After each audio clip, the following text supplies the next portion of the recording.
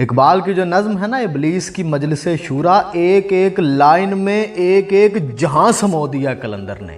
اقبال کے مطالعے کی وسعت کا اندازہ ہو جائے گا آپ کو، کیسے وہ کوزے میں سمندر بند کر دیتا ہے۔ گریک فلسفی سمو دی ہے ایک جملے میں، اور پھر پوری اسلامک تھیولوجی اس سے اگلے ایک مصرے میں پرو دی ہے۔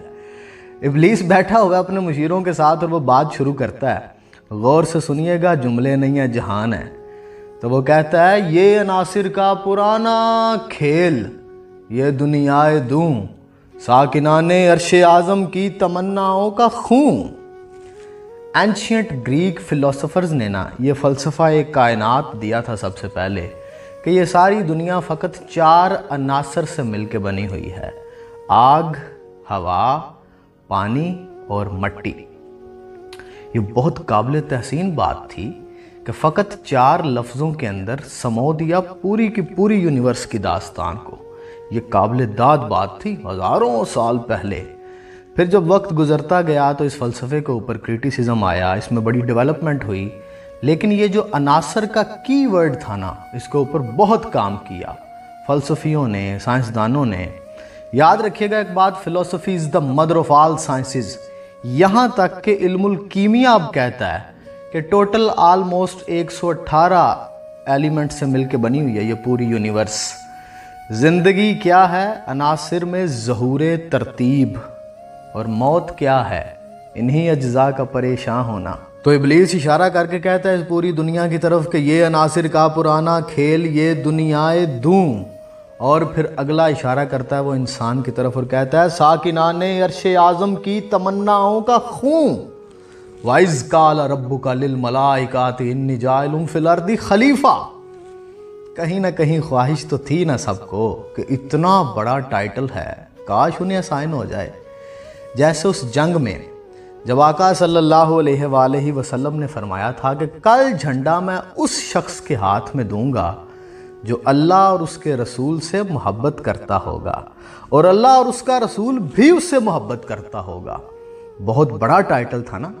اصحاب رسول صلی اللہ علیہ وآلہ وسلم فرماتے ہیں کہ زندگی میں کبھی خواہش نہیں رہی یار کہ سرداری مل جائے، سپہ سالاری مل جائے، لیکن اس رات ہر کسی کی یہی آرزو تھی کہ کاش صبح جھنڈا ہمیں مل جائے، کیونکہ بہت بڑا ٹائٹل تھا نا۔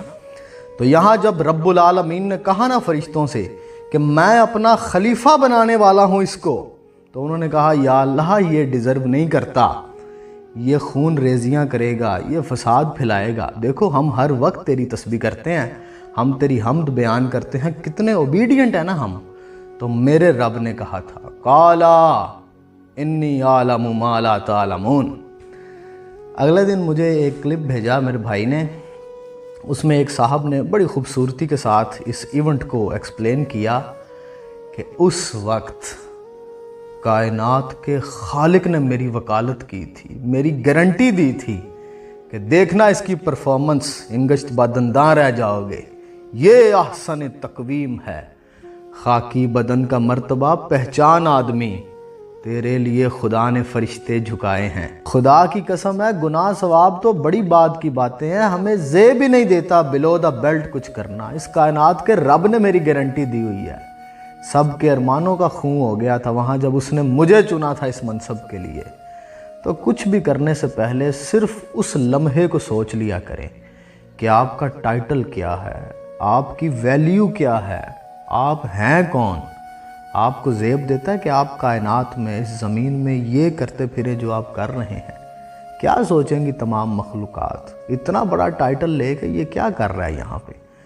وہ ایک خیال، وہ ایک جملہ آپ اپنے ذہن میں بٹھا لیں، خود کو پہچاننا بہت اہم ہے۔ کتنا حسین خیال تھا میں کن سے پیشتر، صحیح کہا تھا نا ابلیس نے میری طرف اشارہ کر کے کہ ساکنان عرش اعظم کی تمناؤں کا خون۔